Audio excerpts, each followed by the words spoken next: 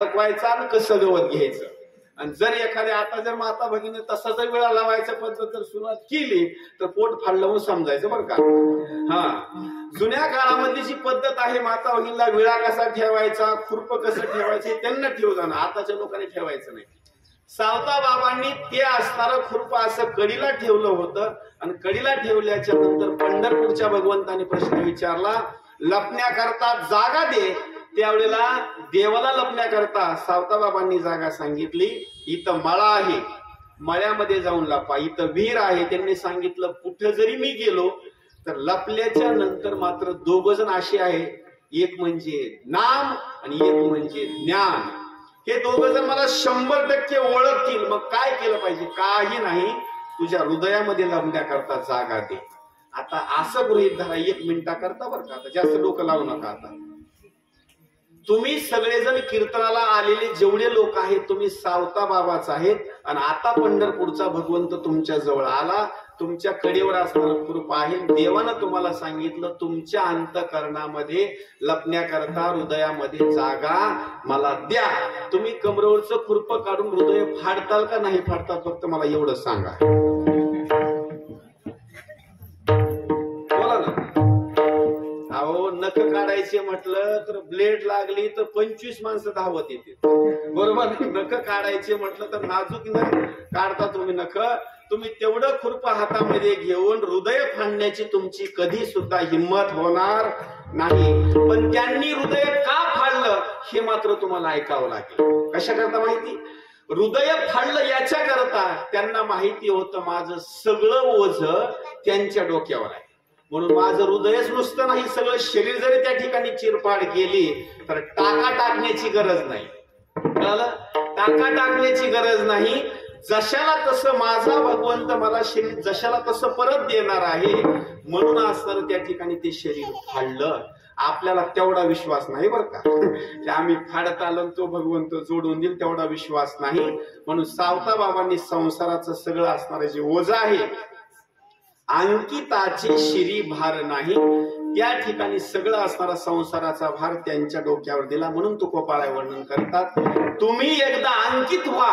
एकदा जर अंकित झाला रे झाला, तुम्हाला संसाराचं ओझ घेण्याची गरज नाही. असं समजत नसेल आणखी सोप्या भाषेमध्ये सांगतो. एक कुमारिका होती आणि एका कुमारिकेचं असणारं लग्न झालं. लग्न झाल्याच्या नंतर त्या ठिकाणी त्या कुमारिकेनं आपल्या पती परमेश्वराचं नाव घेतलं. आता सांगा, त्या कुमारिकेला संसार करत असताना काही काळजी आहे का? मग आता त्या संसाराची काळजी कोण करत? त्या कुमारिकेनं लग्न झाल्याच्या नंतर ज्या पाटलाचं नाव घेतलं, ज्यांचं नाव घेतलं, आता सगळ्या संसाराची चिंता त्यालाच. तो कधी आपल्या अंगाला कपडे घेणार नाही, कधी व्यवस्थित राहणार नाही, काही नाही. का? त्याला सगळ्या संसाराचा गाडा ओढायचा असतो. म्हणून वर्णन केलं आहे, अंकिताचे शिरी भार नाही.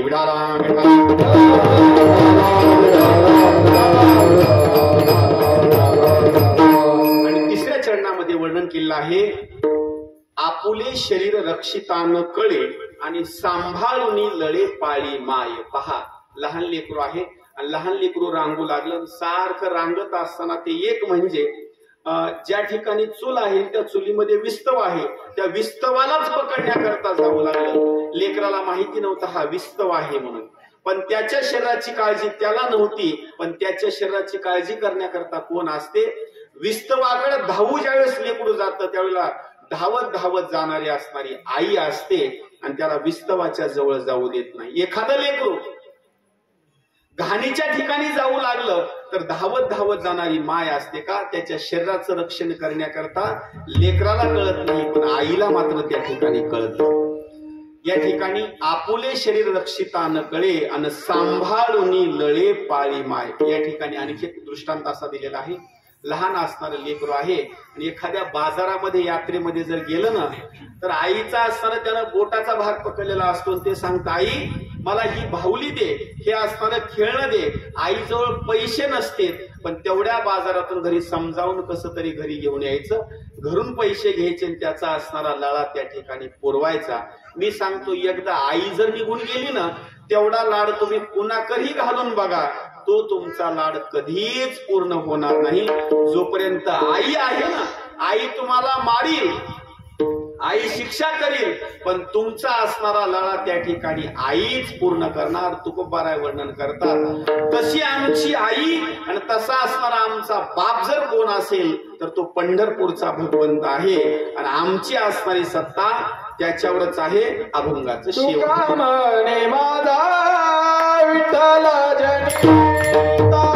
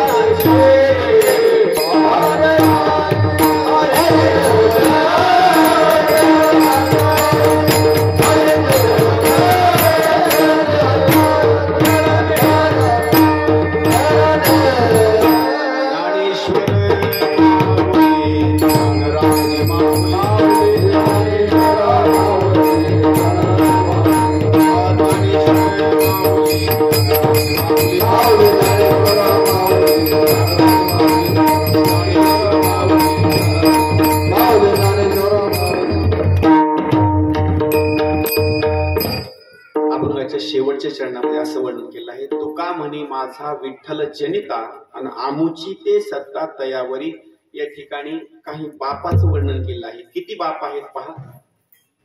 प्रत्येक माणसाला 5 बाप असतात. तुम्ही म्हणाल हे असं